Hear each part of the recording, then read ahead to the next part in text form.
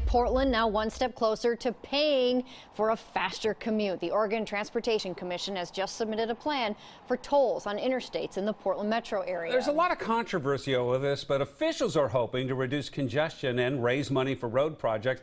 Valina Jones has reaction from drivers tonight, and she joins us with more. Valina? Well, Jeff and Jennifer, we've been talking to drivers for months now during this ongoing tolling conversation. Some of them tell us they're willing to pay for that quicker commute, while others say they're concerned that this will just cause congestion in other areas.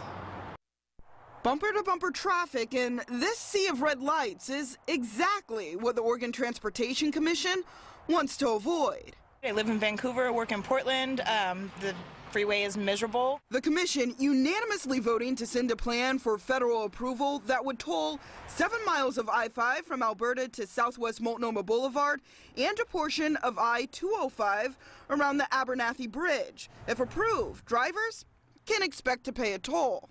We spend probably an hour and 45 minutes on the freeway each way from work. If it does anything to alleviate that, then I think it would be beneficial. Yeah, I'm a student athlete, so I don't have time to get a job, you know what I'm saying? So I don't have the funds to do that. Christian Trayball is not against the tolls, but is concerned about the drivers who will try to avoid paying them.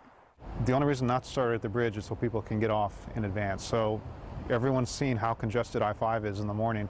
The goal is to reduce congestion. Those cars have to go somewhere. He fears those cars will end up in his overlooked neighborhood in North Portland. And that creates significant safety concerns for pedestrians, for bikers, for kids walking to and from school.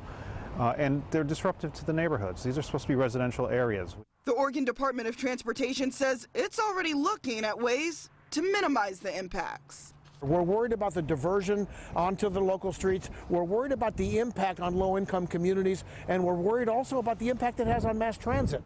With rates, specific locations, and time for tolling still up in the air, ODOT says they're working to make the ride as smooth as possible. Doing nothing is not really an option in here, and I think the public expects us to try to take significant steps forward to try to do something about the congestion problems. Now, Representative Jamie Herrera Butler is voicing concerns about this, saying it's unfair for her residents, saying, quote, Oregon knows revenue can be collected at those spots without any political recourse from Southwest Washington residents. Now, this still has a long way to go. It'll be another 4 to 5 years before we see tolls on our roads, and that's if the Federal Highway Administration approves that plan. In Southwest Portland, Valina Jones, KOIN 6 News.